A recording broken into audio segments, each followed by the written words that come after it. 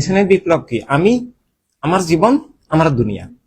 সংক্ষেপ ইনসানিয়তের ব্যাখ্যা আমি। আমি কোন আমিটা? পৃথিবীতে বহু আমি আছে। বস্তুবাদী আমি, শয়তান আমি, জাতীয়তাবাদী আমি, ধর্মগ্রবাদী আমি, খুনি আমি, জালেম আমি, বহু আমি আছে।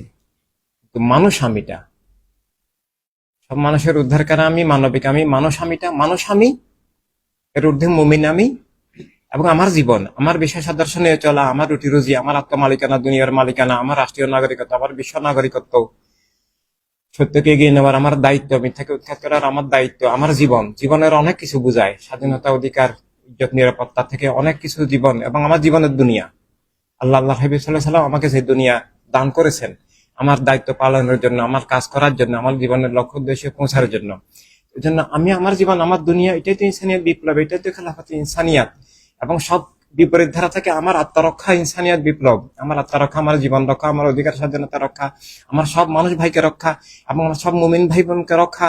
এই মিথ্যার গ্রাস থেকে আত্মা, জীবন, জগৎকে মুক্ত রাখার, উদ্ধার করার, স্বাধীন রাখার, আলোকিত করার, সেই নূরে, মহানূরে আলোকে আত্মাকে, জীবনকে, জগৎকে আলোকিত রাখার, সব আধার থেকে মুক্ত রাখার যে আমার জীবনের দায়িত্ব, অঙ্গীকার, সেটাই তো আমার সম্মিলিত দায়িত্বের নাম আল সুন্নি মুভমেন্ট, আল হিউম্যানিটি রেভলিউশন।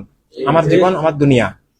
এই জন্য সুন্নি আন্দোলন মানে ইসলাম, আল হিউম্যানিটি রেভলিউশন এটা মানে মানুষ হিসেবে আমার জীবন, জীবনের আমার অস্তিত্ব, আমার জীবন, আমার জীবনের দুনিয়া, এবং বিপরীত শক্তি থেকে আমাকে, আমার জীবনকে, আমার দুনিয়াকে বাঁচানো, রক্ষা করা, সব মানুষকে বাঁচানো।